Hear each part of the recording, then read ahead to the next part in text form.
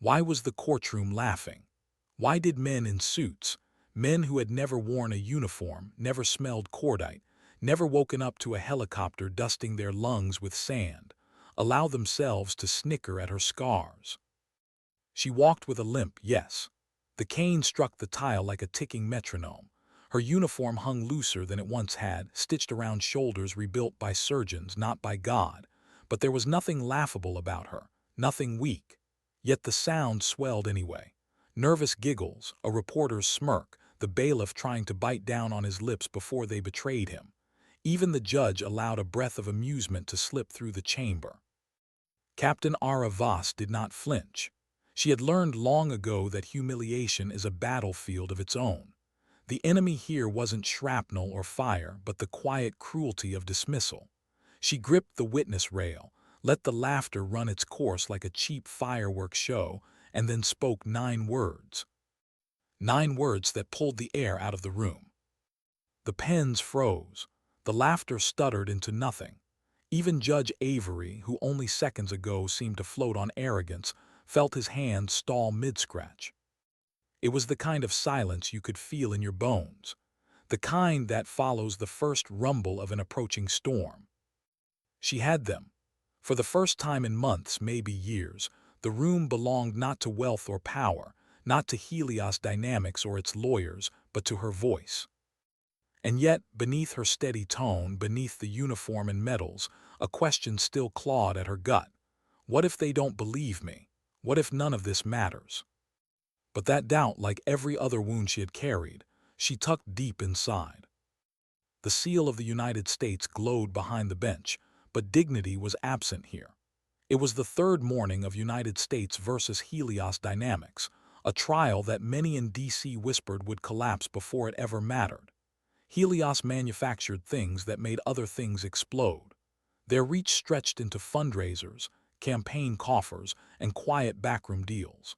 Reporters had already half-written obituaries for the government's case. At the defense table sat Victor Kellum, a lawyer whose tie knotted like a blade, flanked by associates that looked printed from the same mold.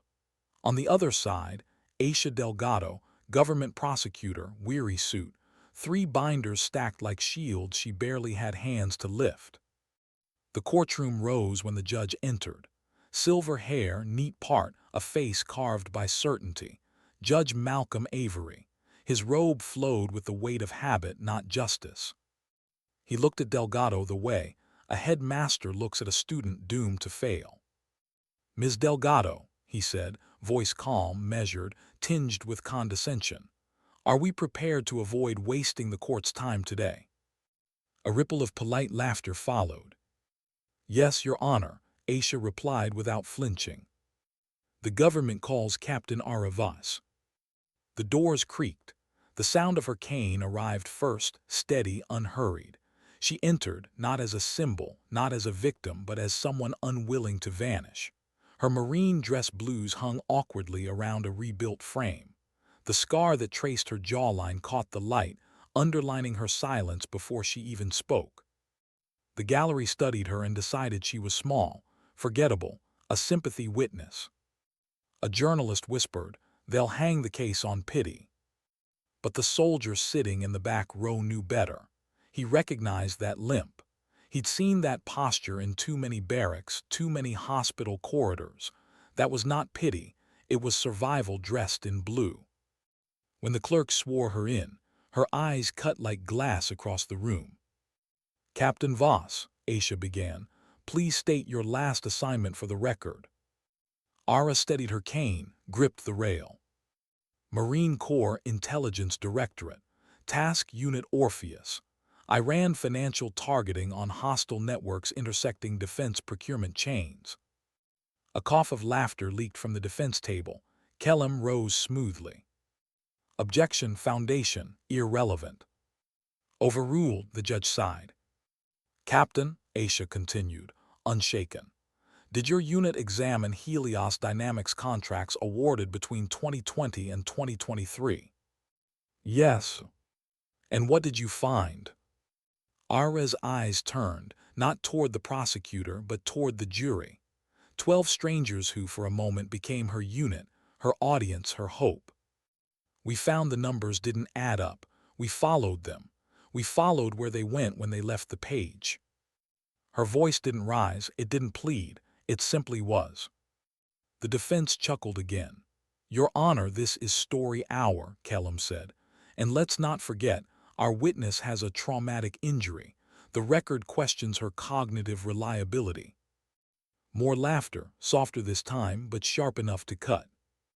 Aisha's response was plain. Captain Voss, did your medical board find cognitive impairment? No. Any limitation that affects your ability to recall detail? No. A pause. Her grip on the rail did not tremble. The courtroom's silence began to tilt. Proceed, Judge Avery muttered. Aisha lifted a laminated page. Government Exhibit 63. Aara took it with her left hand. The right was still stubborn from nerve regrowth. Without glancing down, she recited. Internal memo, Helios Dynamics, redacted routing number, May 12, 2021. Subject, reallocation of line item 3. Guidance arrays approved by J. Maries, copied to V. Kellum. A ripple moved through the jury, pens lifted. For the first time, Kellum's smirk faltered. Exhibit by exhibit, she built the case like an engineer laying steel, cargo that never moved, payments routed through shell companies, invoices for parts that did not exist. Every word came with weight. Every detail was a beam supporting the truth. And then quietly, Aisha asked, Captain Voss, you were injured during this work. Tell the court about that. For the first time, Aara's cane shifted. Her fingers clenched against polished oak. 3 months into Orpheus, we raided a stash site in Port North, Maryland. It held servers tied to Helios subcontractors. The building exploded around us. The blast took Private Ingersol's left leg and most of my right side. The words landed like stone on water, sinking deeper with each second. Someone in the gallery almost whispered, I'm sorry, then thought better of it. Aisha softened her voice. And after, Aara's jaw tightened. I woke up with tubes where ribs used to be. I memorized the taste of hospital saline, and then she let the silence stretch. I asked for my laptop. Nervous laughter fluttered, but this time it wasn't cruel. Even the judge's eyebrows rose. Not heroics, she cut in when the judge muttered, just the work. The steel in her tone silenced them. The jury leaned forward, pulled closer into her gravity. Kellum struck back. Captain, you've never negotiated a defense contract, never been a CFO. You aren't qualified to interpret multinational contracting. Aara regarded him the way a soldier regards a cliff, something to be measured, not feared. I'm qualified to tell you what theft looks like. The words landed harder than any objection. Slide after slide, she mapped the river of stolen money. Shells within shells, deeds and political committees with innocent names. The jurors' faces changed, reporters scribbled, the air grew heavy. Then came the question Aisha had saved. Captain, did you discover anything connecting Helios to government officials outside procurement? Kellum snapped objection. Overruled, the judge sighed. Yes or no? Yes. The word cracked through the room. The gallery inhaled as one. A hush dropped like a curtain. And when Aara described the patterns, the property deeds, the false committees, the shadows that tied into flesh and blood hands, a tension wound itself around the judge's bench. For the first time, his hand trembled. For the first time, Aara saw something close to fear cross his eyes. But she didn't stop, not yet. She was not there for applause, not for pity, not for forgiveness. She was there for one reason only, to balance a ledger written in blood. And as the clock ticked toward recess, as Kellum's smile sharpened into desperation, as the gallery leaned in breathless, Aara knew she had only begun to rattle the glass. What would happen when the glass shattered, she didn't yet know. But she could feel it coming. What did recess feel like? Not a pause, not relief. It was pressure changing, the kind that makes your ears pop on a mountain road.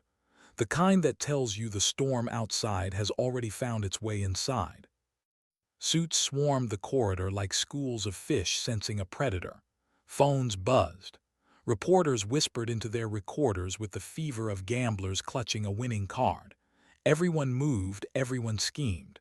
But Aara Voss sat still. She claimed a chair at a bend in the hallway, cane looped over her forearm, her bad leg set slightly forward. Not in weakness, in guard. She had learned in combat zones how to protect the body parts that would fail you fastest. Now she did it in a courthouse dressed in marble. Across the hall, Aisha Delgado leaned against a pillar, thumbs working a phone that rarely sent words, only codes. She exhaled when she saw the message. Orpheus anchor green, eyes in place. She whispered to herself, "We're not alone." Not alone. That mattered, because the glass wasn't just rattling now, it was cracking. Inside the gallery, the soldier in the last row remained planted, posture straight, cap still balanced on his lap. He hadn't moved since morning, hadn't even looked at his watch. To most he was invisible. To Aara he was a fixed point. Like the North Star, steady even when the map burns. "You cracked him," Aisha said softly when the laughter of recess had drowned. Aara didn't smile, didn't blink. Her voice was as level as a spirit level against wood. "We rattled the glass. Now comes the part where the house throws stones back." The bailiff's call pulled them back inside. The jury returned with the look of readers eager for the next chapter. They had tasted something. An appetite sharpened when truth began to slip through cracks. Judge Avery re-entered, composure too perfect, too polished. It was the way a man sits on a loose plank, pretending it will hold. His robe brushed the floor like armor, but his eyes flickered once toward Aara, and the flicker betrayed him. "Ms. Delgado," he said smoothly, "anything further on direct?" "One exhibit to lay foundation," she replied. Government 89, chain of custody affidavit from FBI Cyber. Received, entered. The judge waved it through with impatience that tasted like fear in disguise. "Mr. Kellum," Avery said, "your witness." Victor Kellum rose. His confidence, sharpened over decades, slipped back into place like a favorite suit. He smiled at the jury as though they were old friends, as though he carried the punchline to a joke they would soon enjoy. "Captain Voss," he began, dripping courtesy, "thank you for your service." The words hung like smoke, insincere, practiced. He circled, a predator comfortable in his own territory. "You spoke of data, AIS pings, baseband logs. You're aware, aren't you, that these sources are imperfect?" "Yes." "Ship spoof transponders." "Yes." "Phones glitch." "Yes, ships can spoof AIS. They can't spoof Rotterdam's tide tables." Echelon's bill claimed a draft change equivalent to 600 tons. The port sonar recorded nothing bigger than a laundry truck. A ripple of restrained laughter tugged at the jurors. Even they could taste the edge of her logic. Kellum pressed on. "And the so-called Willard photo. You never saw that meeting with your own eyes."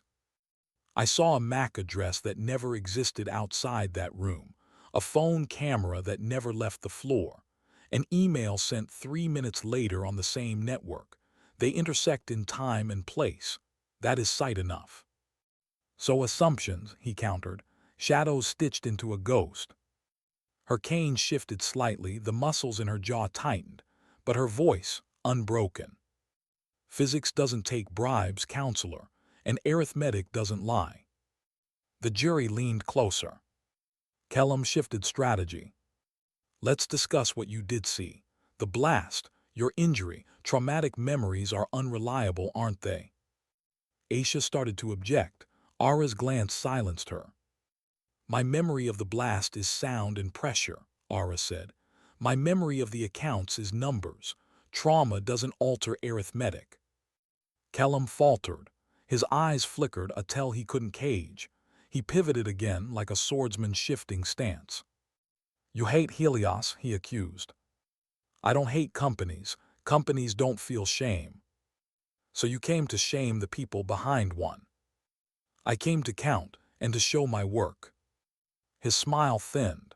He pivoted again, reaching for the blade he had saved. "Captain, your own medical board references post-concussive syndrome. You were prescribed stimulants, focus aids, shall we say." A murmur of laughter spread. Even the court reporter's lips twitched. Kellum stepped closer, too close, but still just inside the line the marshal would defend. He leaned, pressing, ready to puncture. "Isn't it true you returned to work 2 days after discharge? Reckless, obsessive." Aara's eyes cut through him. "I had a case, a dead private, an invoice for parts that never existed." The laughter died. The gallery felt the weight. Kellum softened again, feigning sympathy. "Zeal is not evidence, Captain. You admit you wrote to an FBI agent, 'If the judge blocks it, we go around.' Meaning what? Ignore the court. We go around your motions to quash subpoenas. Perfectly legal. Very inconvenient for you." The jury smirked. He flinched, pushed harder. "You implied Helios funds touch politics. Do you even understand campaign law?" "Yes, I read the manual while they replaced my shoulder." A juror laughed aloud. The judge's gavel snapped down. The laughter stopped, but the damage had been done. Kellum's sheen cracked. He turned knife-sharp, desperate now. "You're asking this jury to overturn the presumption of innocence with digital breadcrumbs. Isn't the simpler explanation that you stitched shadows into ghosts because you needed your injury to mean something?" The room froze. Cruel, calculated, he knew it. Aara's hand lifted from the rail. Tendons stretched tight. For one breath she looked not at the judge, not at the jury, not at Kellum, but at the soldier in the back row. Then back to the 12 ordinary faces before her. "Here is what means something," she said. Her voice was quiet, steady, a blade slid clean. "Helios billed for 1,200 guidance arrays that never existed. That same week, a convoy hit an IED that working arrays could have spoofed. 3 kids bled into dust so someone could buy a second house with a dock." She paused. 9 words cut the air. "I count the dead. The ledger doesn't balance." The silence was absolute. Kellum opened his mouth. Nothing came. The judge cleared his throat, grasping at his roll.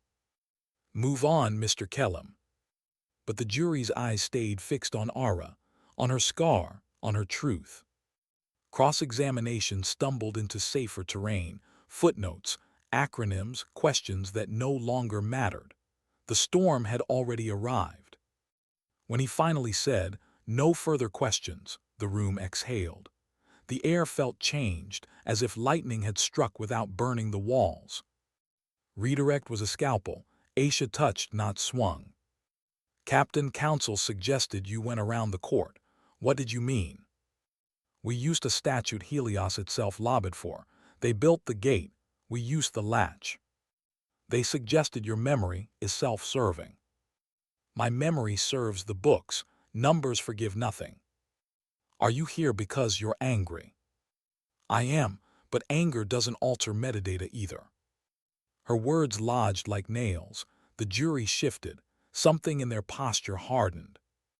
The judge broke for lunch. The gallery trickled out slower than they had entered. No one hurried.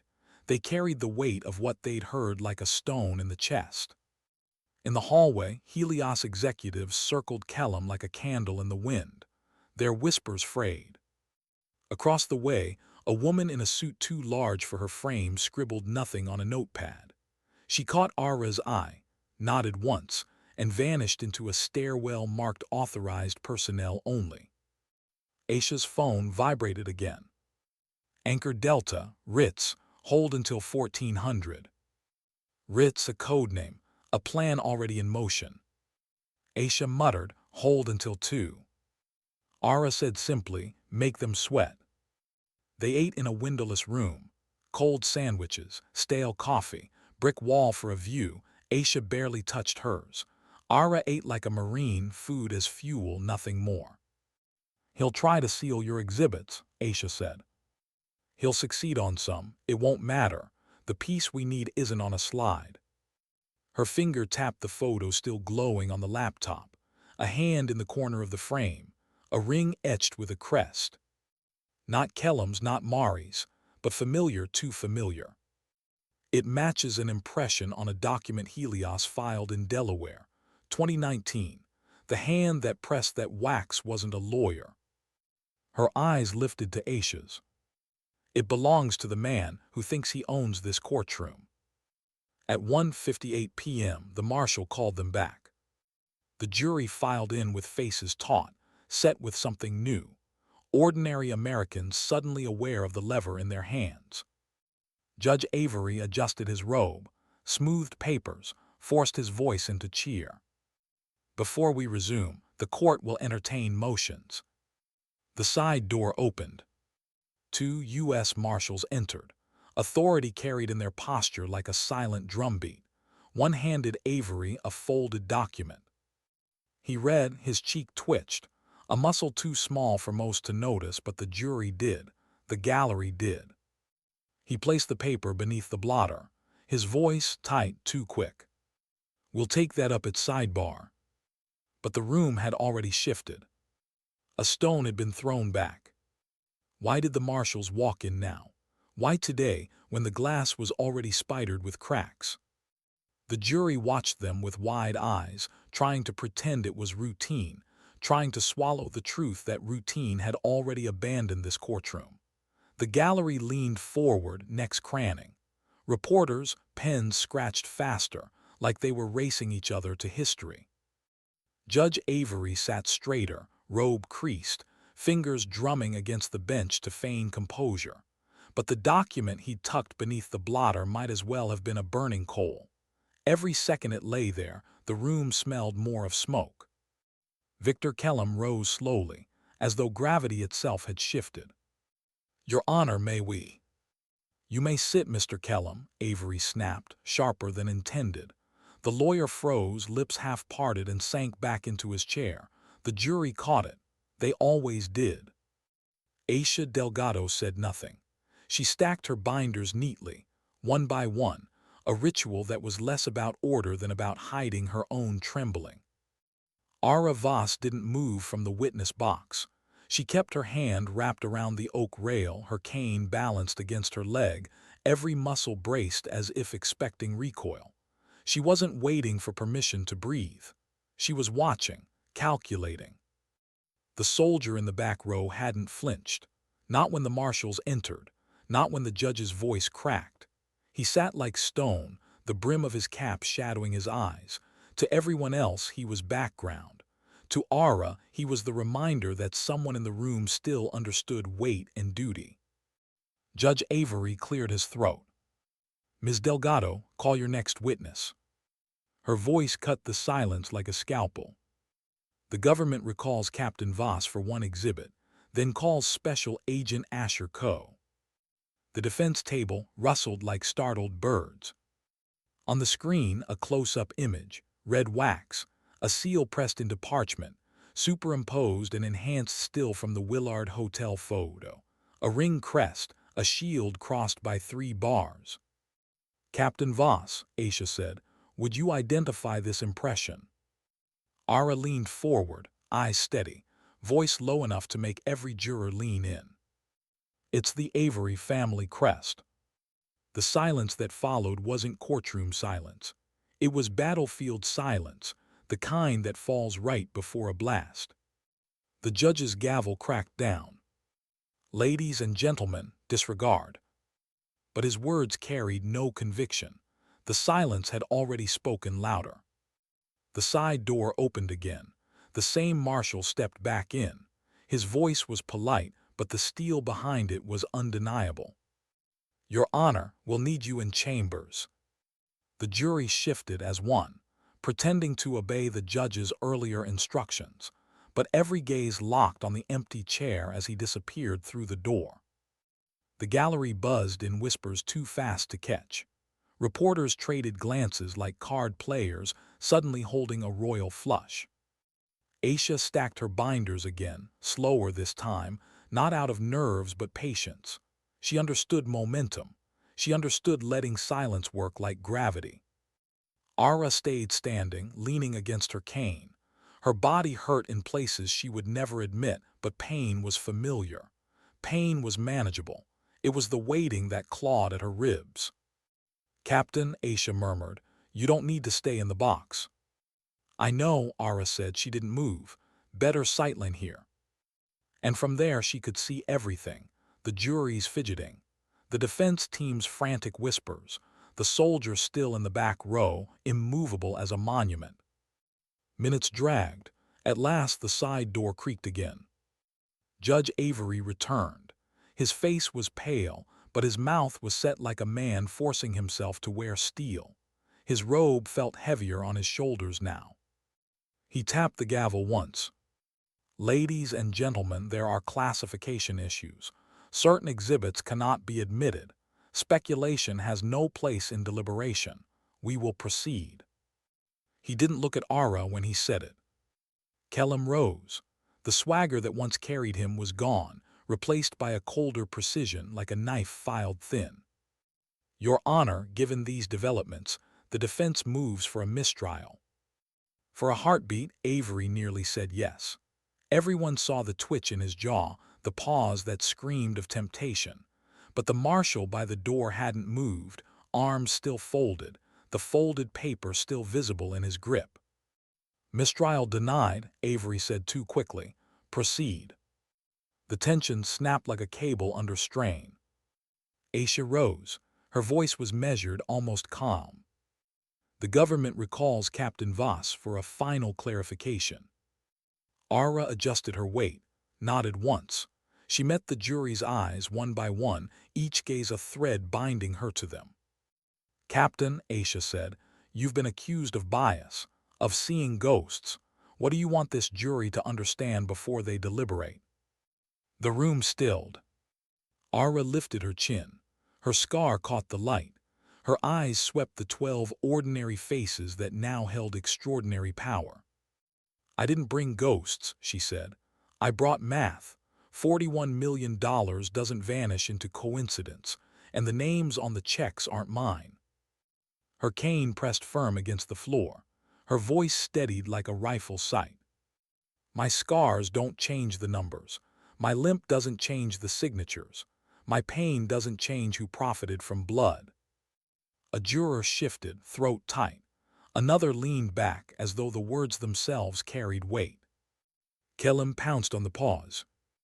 "Captain, no one disputes your sacrifice, but sacrifice doesn't entitle you to rewrite law." "No," she replied, "it entitles me to tell the truth, even when the law tries not to hear it." Gasps broke loose. Applause erupted from the gallery before the gavel slammed them into silence. The marshal moved again, approached the bench, leaned down, whispered into Avery's ear. The judge froze. His knuckles went white on the gavel. His voice cracked for the first time all week. "This session will recess until further notice." The gavel slammed, too loud, too final. But Avery didn't rise. Two more marshals entered, one unfolding a warrant, his voice carrying through the chamber with the clarity of a bell. "Judge Malcolm Avery, by order of the United States District Court for the Southern District, you are detained on suspicion of corruption, conspiracy to obstruct justice, and conspiracy to defraud the government." Gasps thundered through the courtroom. The jury's mouths opened as one.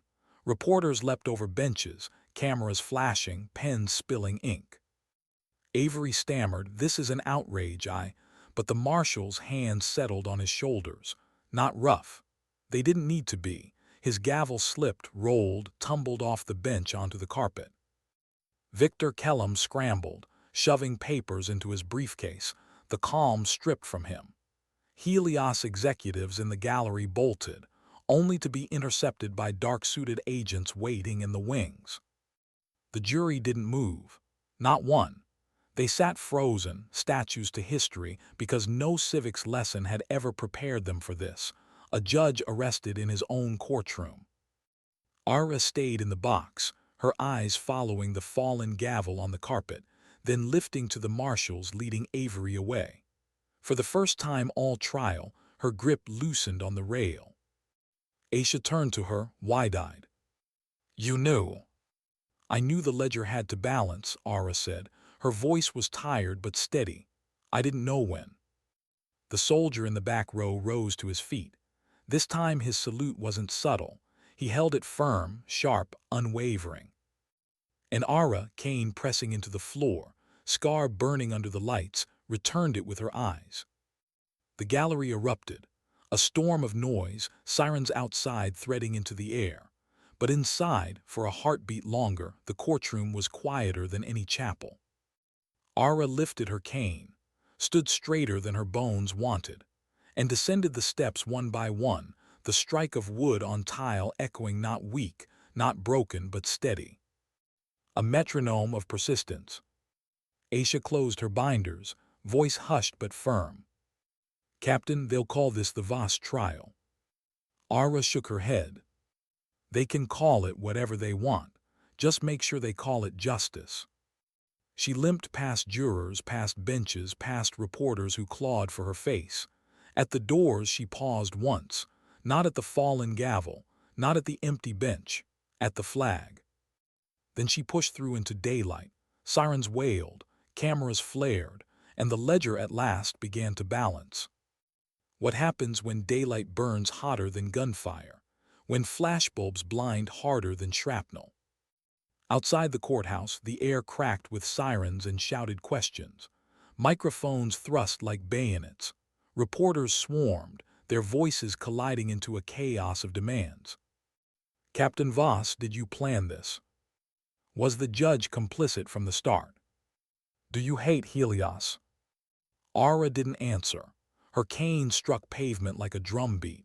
Her limp was magnified in the glare, but she refused to hide it. Every step was deliberate, every pause measured. If they wanted a spectacle, she would give them something they didn't expect. Not anger, not theatrics, just presence. She moved through the storm, but the storm wasn't random. Cameras framed her scar, lingered on the cane, cut her body into pieces for headlines. She felt it, how they would spin her into a symbol, a caricature, the broken veteran, the sympathy witness. And yet symbols had power. From the edge of the crowd, a reporter shouted, "Why did you come back? After everything, why you?" She stopped, turned just enough that her voice carried, but not enough to let them own her face. Because silence would have been easier. And then she walked on. Behind her, the soldier from the back row emerged. He hadn't followed through the front. He came from a side door, slipping into the light without drawing cameras. His cap shadowed his eyes, but his gaze never left her. Inside, Aisha Delgado fought her own battle. Reporters hounded, colleagues whispered, even allies edged away. The case had cracked wider than anyone imagined. Judges don't get arrested in their own chambers. Helios executives don't bolt for exits unless something deeper is at stake. She pressed her back against a column, phone vibrating in her hand. Another code, Anchor Delta, Ritz, eyes on. She scanned the crowd, searching for faces that didn't belong. A man with a pressed suit but no tie. A woman with sunglasses though the sky was overcast. A car idling too long with tinted glass. Yes, they were here, watching. Aisha's pulse raced. She wasn't just a prosecutor anymore. She was part of a mission that stretched beyond statutes and motions. Aara reached the curb. The government sedan idled, door open. Aisha slid in behind her, slamming the door just as another wave of cameras surged. The glass muffled the chaos. For a moment, silence. Then Aisha exhaled. "You knew it would come to this." Aara kept her eyes forward. "I knew Helios built their walls high. When you rattle glass that tall, the fall makes noise." The driver pulled away, sirens echoing behind them. The city blurred past. Monuments, traffic, faces, none of it settled. Do you trust the marshals? Aisha asked. Trust, Aara almost laughed. Trust is expensive. I believe they'll do their jobs, that's enough. Silence stretched. The hum of the engine filled it. Finally, Aisha leaned forward. Helios will strike back. Not in court, not anymore. You rattled their money, their influence. That doesn't end at the bench. Aara turned her head. The scar along her jawline glinted in a passing beam of sunlight. Then we don't end at the bench either. The car curved onto Constitution Avenue. Sirens faded, but the weight didn't. They stopped at a nondescript building. Brick. No sign, the kind of place no one photographs. Inside, a conference room stripped of comfort, folding chairs, a scarred table, coffee burned down to tar. 3 people waited. None introduced themselves, they didn't have to. Their posture, their silence, the way their eyes measured Aara told her what they were. Intelligence, military, Orpheus echoes. The tallest slid a folder across the table, unmarked, heavy. You opened a door in there, he said. But doors swing both ways. Helios won't collapse just because a judge did. Aara opened the folder. Photographs, cargo manifests, a map with routes traced in red. Offshore accounts linked not to Helios but to companies feeding it from the shadows. Her fingers lingered on one page. A photo of crates stacked in a warehouse, stamped with a logo that had haunted her months ago. Echelon Maritime. The name whispered in wires, inked in false invoices, buried in contracts that led nowhere until now. They're moving again, Aara said quietly. The man nodded. Your testimony bought time, but time doesn't last. If you're in, Captain, you won't be testifying anymore. You'll be hunting. The room fell silent. Aisha stared at her. They'll come for you, your body barely. My body been coming for me since the blast, Aara cut in. Her hand tightened on the cane. Pain is routine, this ledger isn't. The silence deepened. The soldier from the courtroom leaned against the wall now, cap still shadowing his eyes. He hadn't been introduced either, but his presence was explanation enough. Watching, guarding, waiting. He spoke for the first time. His voice was low, steady. You already started this. Don't stop when it's half finished. Aara met his eyes. Something unspoken passed between them. Recognition, shared scars. She closed the folder. When? Soon, the tall man replied. Echelon moves cargo within 48 hours. You rattled Helios. They'll rush to clean their trails. That means mistakes. We catch them now or the ledger stays crooked. The meeting dissolved as quickly as it had formed. No handshakes, no promises, just silence and departure. When the room emptied, Aisha turned to Aara. Her voice cracked with something heavier than fatigue. Why do you keep choosing to walk back into fire? Aara rested the cane against her knee, looked down at her scarred hand. Because silence is easier, and easier doesn't balance the ledger. For a long time, neither spoke. Outside, night thickened over DC streetlights blinked alive. Cars honked. Life went on as though a judge hadn't just been dragged from his bench, as though billions in blood money hadn't just been traced in a single courtroom morning. But in the shadows, the game had shifted. Helios was no longer defending itself. It was bleeding, and predators strike hardest when they bleed. As Aara limped out into the night, cane tapping rhythm against concrete, she felt it, not victory, not relief. Hunt. The hunt had begun. What happens when the ledger leaves the page and walks into the night? 2 days after the gavel fell, Aara Voss found herself staring at the Potomac under a sky that offered no moon. The water moved slow, deliberate, as if it carried secrets. In a way, it did. Ships whispered there, cargo registered under false manifests, containers routed through layers of shell companies, names washed clean in offshore accounts. Echelon Maritime, a name written in smoke, stamped on crates she had once seen in photographs, now rising again from the dark like a ghost. Her cane rested against the railing. Her rebuilt leg ached with the cold. She hated the way her body reminded her it had limits, but she had long ago learned to turn weakness into rhythm. Limp, pause, breathe. Even pain could be harnessed if you measured it. Behind her, Aisha Delgado checked her watch for the fourth time. They'll move tonight. The window is small. You sure you're ready for this? Aara didn't look at her. Ready isn't the word. Necessary is. From the shadows, the soldier who had once sat silent in the courtroom stepped forward. He had finally offered a name, though she doubted it was real. Call sign. Warden.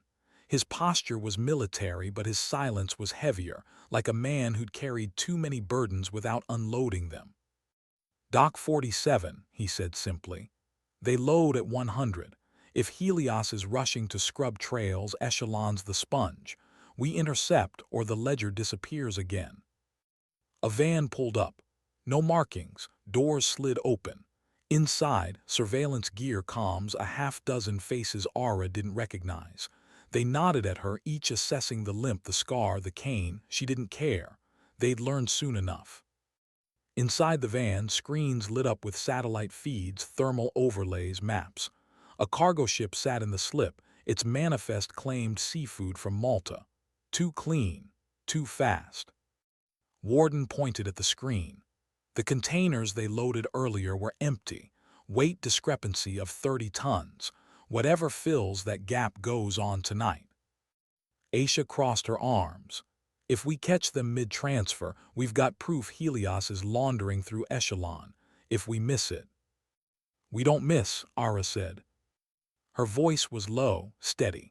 The kind of voice soldiers remember when the night is darkest. The van rolled toward the docks. The air stank of diesel and salt. Cranes loomed above like steel skeletons. The night buzzed with the hum of generators, the clank of chains, the occasional bark of dockhands who were paid not to ask questions. Aara moved slower than the others, but deliberate. Each step was chosen, each pause calculated. She hated being the slowest body on the field, but she refused to be dead weight. Her scars had stolen speed. They hadn't stolen resolve. Warden matched her pace. You shouldn't be here. She glanced at him. Neither should you. For the first time, a shadow of a smile crossed his face, brief, fading. They reached a vantage point. From behind stacked containers, they could see the transfer yard. 2 trucks idled, engines low. Men moved crates with careful urgency.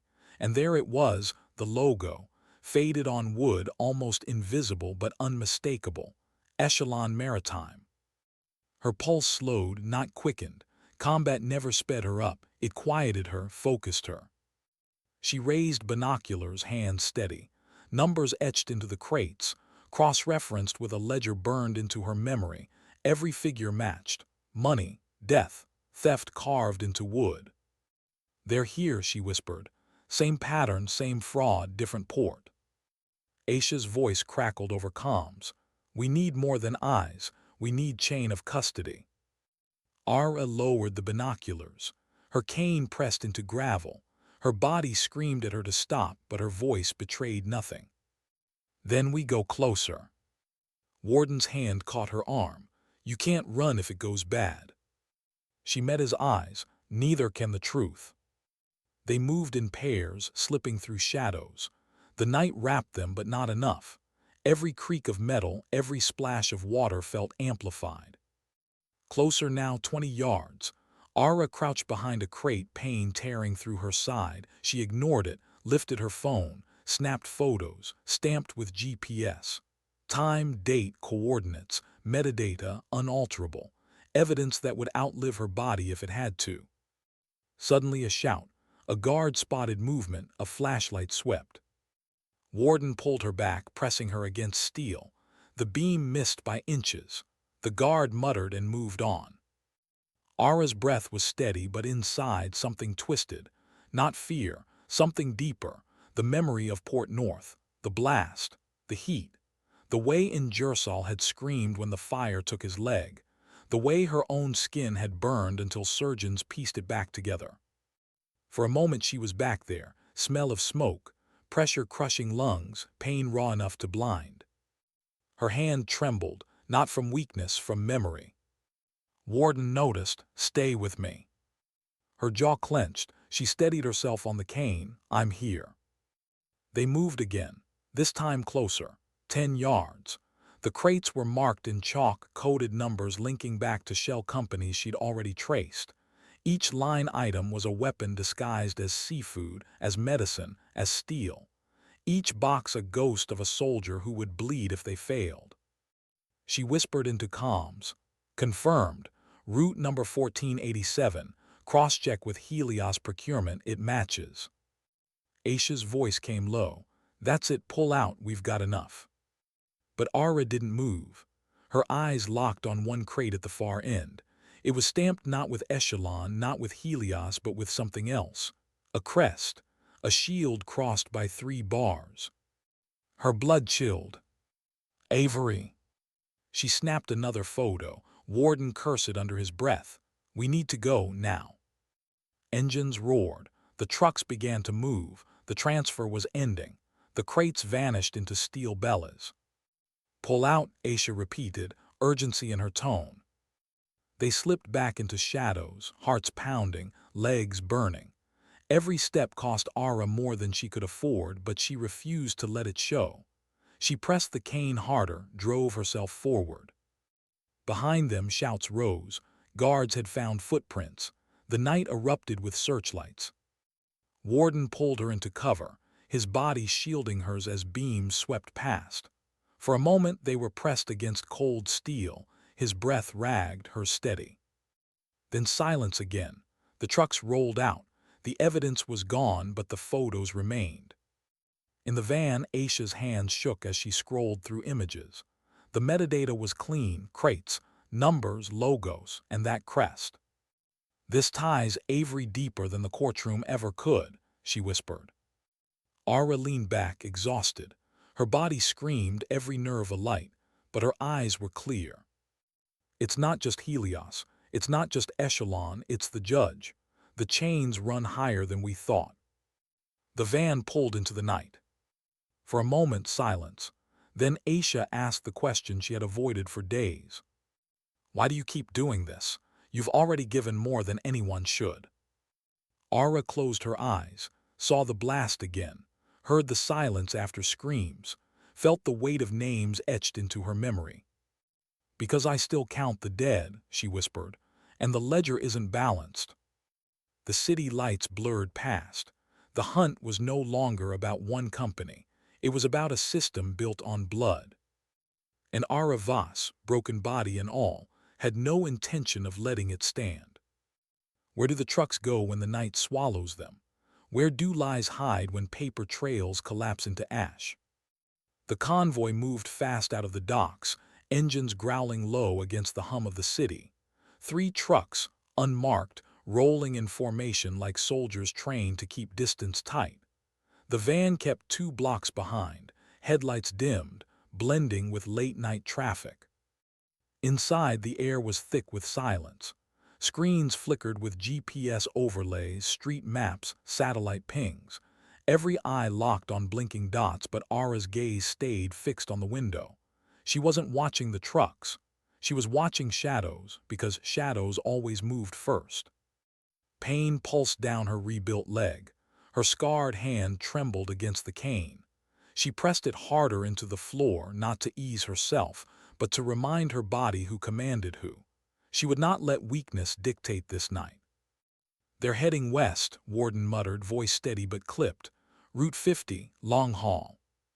Aisha frowned. "That makes no sense. Why risk highways with cargo this hot?" "Because," Aara said quietly, "someone waiting for them farther out. Somewhere quieter.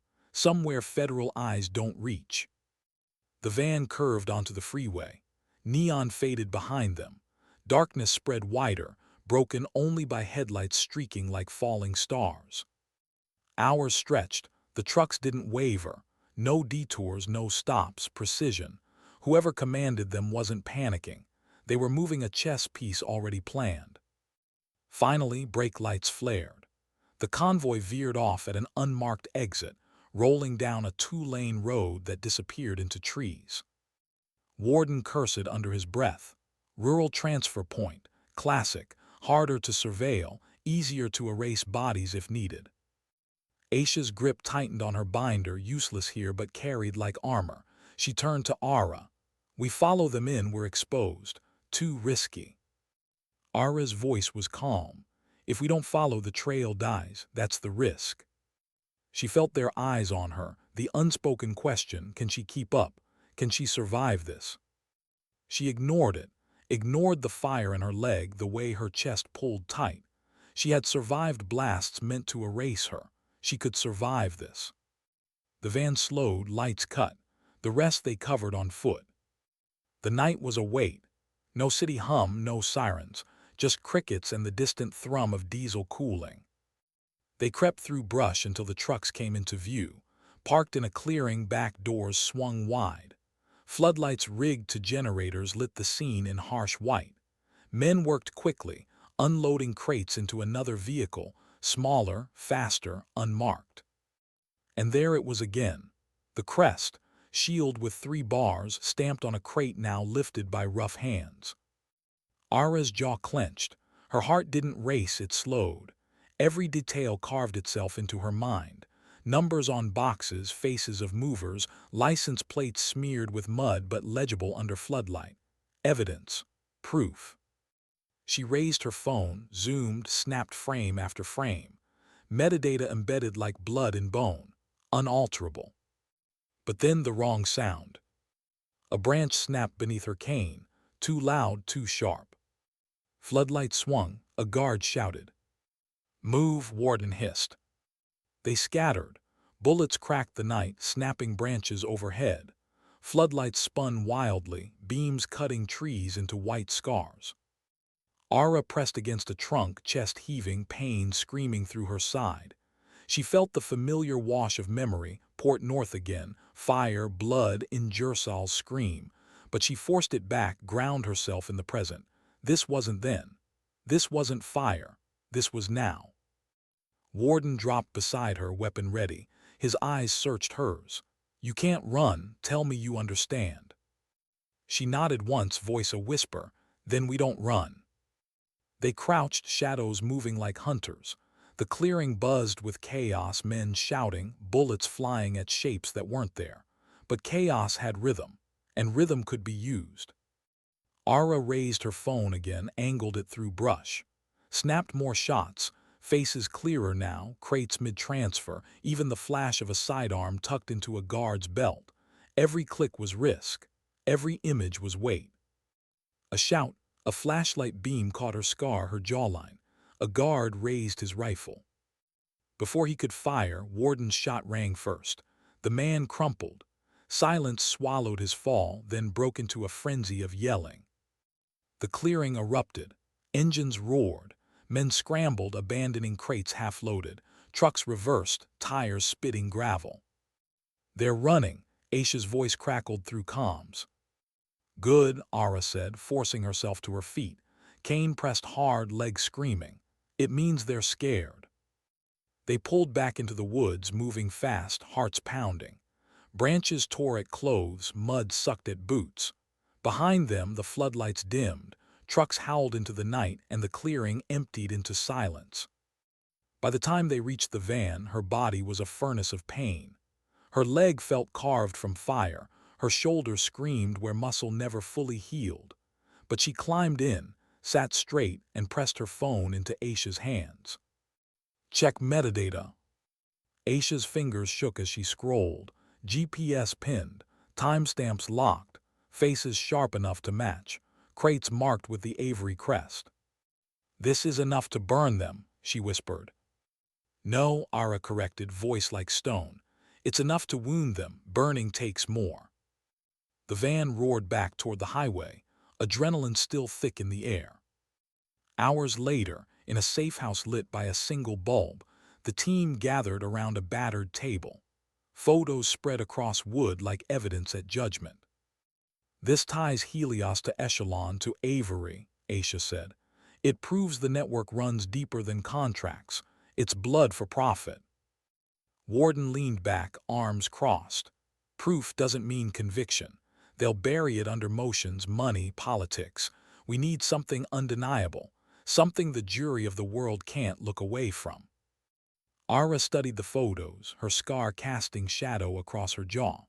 She saw the faces of men lifting crates, the logos carved into wood, the crest burned into her memory. Then we follow the money further, she said. We find where it lands, who spends it, who signs for it. Silence stretched. The others waited for doubt, for her body to falter. But her eyes didn't waver. You think you can carry that? Warden asked. I don't carry it, she said softly. It carries me. The words settled like stone. Outside, dawn began to bleed across the horizon. Birds sang as if the night hadn't happened. The world woke oblivious. But inside, the war shifted. Helios was no longer untouchable. Avery was no longer untouchable. And Aara Voss, scarred and limping, had no intention of stopping. The ledger still bled, and until it balanced, she would not stop counting. What happens when the truth spreads faster than the lies meant to contain it? 48 hours after the raid in the woods, Washington buzzed like a hive struck with a stick. Newspapers didn't use words like rumor anymore. They printed names. Avery's, Helios, Echelon. Commentators shouted over each other on every channel. What did Captain Aara Voss mean by the ledger doesn't balance? How far did the conspiracy run? But for Aara, none of that mattered. Not yet, because newsprint wasn't proof. Broadcasts weren't balance sheets. The ledger still bled red and she could still taste the iron. The safe house was suffocating. Too many bodies, too little air. The team hunched over laptops and maps, wires sprawled like veins across the table. Aisha Delgado's eyes were rimmed red from exhaustion. She had been prosecuting in the courtroom and waging war in shadows, two fronts bleeding into one. On the wall, projected across peeling paint, a map bloomed with red lines. Transfers, accounts, shell companies. Each line led to another, weaving into a knot that looked impossible to untangle. Warden stood apart, arms folded, watching Aara, always watching, as if waiting for her to break. Aisha pinched the bridge of her nose. Every trail we follow, it splits again. Cayman, Malta, Zurich, they built this to outlast truth. Aara shifted her cane, stood straighter despite the fire in her leg. Then we don't chase every branch, we cut the trunk. And what's the trunk? Aara pointed at a node on the map glowing brighter than the rest. Here, Liberty Trust, registered in Delaware, but its liquidity flows through half a dozen shells, and one of those shells pays mortgages in Rehoboth. Aisha froze. The name alone was enough. Everyone in the room knew the story, a Helios lobbyist, a man with Avery's gait, 8 weekends on the shore. Silence thickened. Finally, Warden broke it. His voice was low, steady, but edged with steel. You're saying the judge wasn't the top. He was another rung. I'm saying, Aara replied, that when a man with power spends weekends in a house bought with blood money, the house itself becomes evidence. Aisha exhaled slowly. We'd need eyes, photos, documents, custody chains. Walking into that house is a federal crime unless, Warden interrupted, someone already inside invites us. The words hung heavy. The safe house door creaked. A woman entered, slight frame, sharp eyes, the same one Aara had seen scribbling nothing on a notepad outside the courtroom. She tossed a keyring on the table. You didn't hear this from me, she said, but the house is unoccupied this weekend. Aisha blinked. Who are you? Call me Finch. And just like that, another piece fell onto the board. They moved at dusk when shadows stretched long enough to hide in. The house in Rehoboth stood tall, glass windows glinting like eyes, the ocean whispering behind it. Too pristine, too polished. Money had built it, but blood had sealed it. Aara hated houses like this. Too quiet, too clean. She thought of barracks, of tents in deserts, of makeshift bunks under burning skis. This house wasn't shelter, it was evidence pretending to be comfort. Finch worked the lock, they slipped inside. Air freshener masked the salt. Furniture arranged like a catalog, nothing personal, nothing lived in. But upstairs the illusion cracked. A desk littered with papers, a safe tucked behind a painting, a laptop asleep but still warm. Aara's hand traced the edge of the desk, her scar catching the glow of a lamp. This is it. Aisha set to work with latex gloves, sliding documents into folders. Finch cracked the safe, pulling stacks of contracts, sealed envelopes, a signet ring that glinted with 3 bars etched into gold. Warden booted the laptop with a drive that bypassed passwords. Files spilled across the screen, emails, transfers, encrypted chains leading back to Liberty Trust. Aara snapped photo after photo. Metadata tagged each one. The ledger grew heavier but clearer. Then headlights washed across the driveway. Everyone froze. Warden killed the lamp. The house plunged into shadow. Engines idled, doors slammed, voices carried through the night. Male, confident, not law enforcement. Helios. Aara's chest tightened. Her body screamed at her to move, but her mind steadied like a rifle sight. "We hide nothing," she whispered. "If we're caught, they'll bury us before dawn." The team scattered into shadows. Aara pressed against the wall, cane gripped like a weapon. The front door opened. Footsteps thudded heavy. Laughter. Men speaking in low tones about shipments, about the mess in D.C., about how judges can be replaced. Her jaw clenched, proof in flesh and sound. One of them walked into the study, flicked on a light. His eyes swept the desk. Papers gone, safe open, laptop awake. "Shit!" he shouted, boots pounded. The house erupted in chaos. "Out the back," Warden hissed. They bolted down the stairs. Aara's leg screamed, but she forced it. Every step agony, every strike of her cane echoing. Shots cracked, glass shattered, splinters rained. They burst through the back door into the night. Sand shifted underfoot, the ocean roaring louder now. Floodlights snapped on from the driveway. Shadows stretched long. "Run," Finch shouted. Aara couldn't, not the way they could. She pushed forward anyway, dragging fire through her bones. Warden fell back beside her, covering each step with bursts of suppressive fire. A bullet sang past her ear. Another tore into the sand inches from her cane. Her lungs burned, her vision blurred, but she didn't stop, couldn't. The dunes swallowed them. The ocean swallowed sound. They ducked into the dark, breaths ragged, hearts pounding. For long minutes, only the waves spoke. Finally, Warden lowered his rifle. "We can't keep doing this." Aara leaned on her cane, sweat stinging her scar. "No," she said softly. "We can't keep running. Next time we hit first."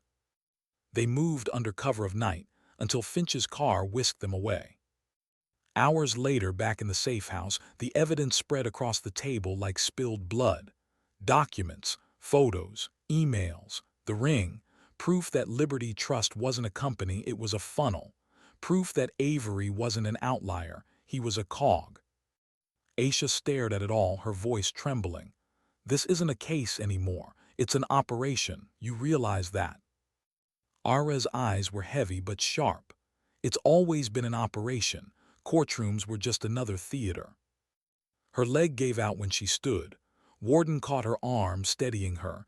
His grip was strong but not pitying. He met her eyes. "How long can you keep this up?" "As long as it takes," she said. Her voice didn't shake.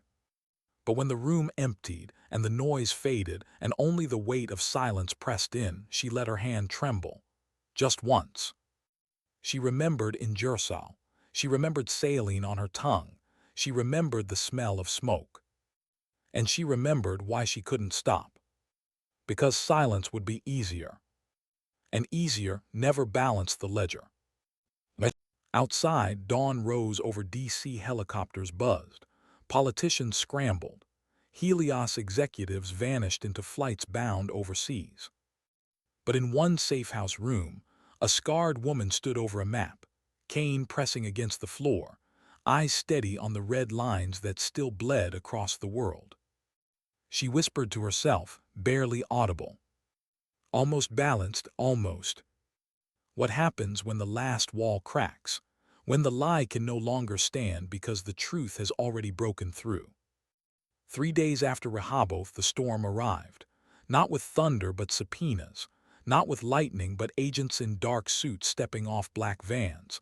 Offices raided. Servers seized. Phones ringing in the dead of night with no one on the other end. Helios Dynamics, once untouchable, once the name whispered in fundraisers and private dinners, bled in the open now. Executives scattered like ants from a burning hill. Senators gave interviews heavy with denial.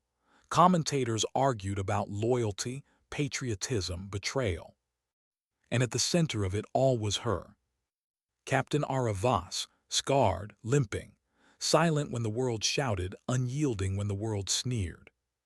Her name filled headlines. Her face, scar and all, lit screens. Some called her hero, some called her traitor, but none could erase her. The safe house buzzed with noise. Phones rang, printers spat, agents whispered. Aisha Delgado barely left the table, binder after binder swelling with evidence now blessed by chain of custody. Warden stood near the window, rifle leaning against the wall, eyes scanning the street as though danger waited behind every passing car. And Aara, she sat apart, cane across her knees, eyes tracing the scar along her hand. Not vanity, memory. Every ache in her body was a reminder, the blast, the fire, the dead. She counted them still, and the ledger, though closer to balance, was not finished. The door opened. Finch entered, face pale. She dropped a folder onto the table. "This is it," she said. "The trunk, the root." Aisha flipped it open. Photos, financial records, a name that made the room still. "Carter Hale," she whispered, "CEO of Liberty Trust, Helios's ghost partner. The man no one touched, the man no one named." Aara's jaw clenched. She had seen his name before, buried in memos, copied on invoices, hidden like a shadow behind the curtain.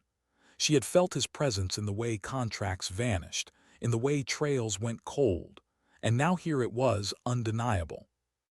Warden's voice was quiet. "If we take him, the rest crumbles." Aisha shook her head. "You don't just take a man like Hale. He owns judges, senators, half the boardrooms in this city." "Not anymore," Aara said softly. "He doesn't own the dead."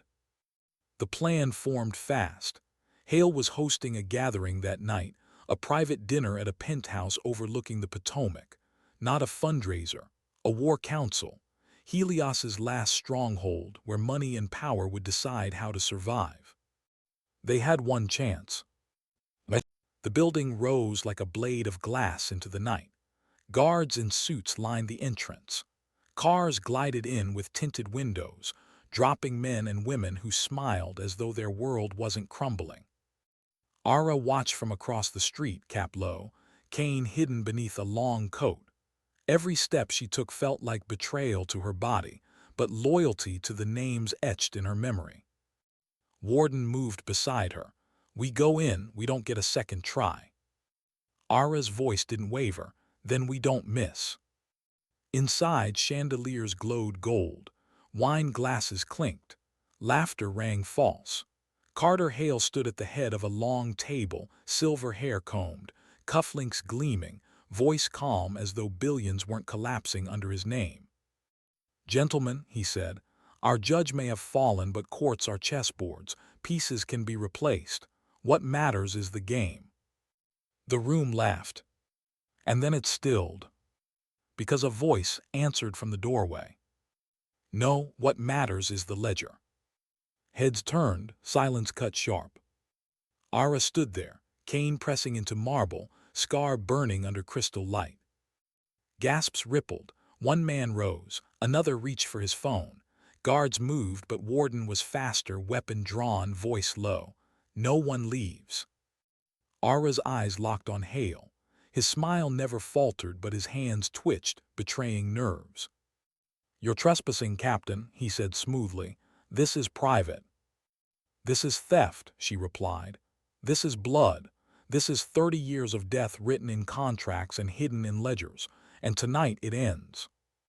She pulled a folder from her coat. Photos, documents, emails. She spread them across the table like cards. Faces paled, hands shook. "This is chain of custody. Metadata, transfers, your signatures, your crest." Hale's smile cracked, just barely. "You think you can topple me with papers?" he sneered. Aara's cane struck the floor, echoing like a gavel. "No," she said. "I topple you with the dead you can't erase." Her voice dropped, soft but unyielding. "I count them, every name, every leg, every scar, and I will not stop until the ledger balances." The room was silent. Then doors burst open. Agents flooded in, federal, armed, undeniable. Cameras followed, lights blazing. The trap was complete. Finch had pulled the strings, Aisha had built the chain, Warden had kept the line steady, and Aara Voss, scarred, broken, limping, had been the fuse. Carter Hale's smile vanished as cuffs clicked shut around his wrists. The guests scattered, some shouting, some crying, some silent in their ruin. The chandeliers still glowed, but the laughter was gone. Aara stood still, cane pressing firm, eyes locked on Hale as he was led away. He tried one last time. "You think they'll remember you, Captain? You think history is kind to martyrs?" Aara's reply was quiet, but it cut deeper than any shout. "History remembers the balance." Outside, the night was cool. Sirens faded. The city breathed different now, lighter, as though some hidden weight had been lifted. Reporters swarmed, but Aara didn't stop for them. She walked down the steps, each strike of her cane echoing like a drumbeat. Not weak, not broken, a rhythm of persistence. At the bottom, the soldier waited. Warden. He saluted again, sharp, precise, unwavering. She returned it with her eyes. That was enough. Aisha joined her, binder heavy in her arms. "They'll call it the Hale trial, the Helios collapse, the Voss case. You'll be legend." Aara shook her head. Her scar caught the glow of streetlight. "Don't call it me, don't call it them, call it what it is." Aisha frowned. "What's that?" "Justice." The word hung in the air, simple, unadorned. Later, alone, Aara sat by the river again. The Potomac moved slow, carrying reflections of lights across its dark skin. She closed her eyes, breathed in salt and diesel and memory. She thought of Ingersol. She thought of every soldier whose name never made a ledger, whose blood never made a balance sheet. She thought of silence, how easy it would have been, how tempting. But silence was betrayal. And betrayal never balanced the ledger. Her hand traced the scar at her jaw, not with shame, with remembrance. She whispered to the night, a truth meant less for the world than for herself. Sometimes dignity doesn't speak, it simply acts. And with that she rose, cane steady, silhouette framed against the river's light. Not broken, not whole, just enduring. The ledger finally balanced.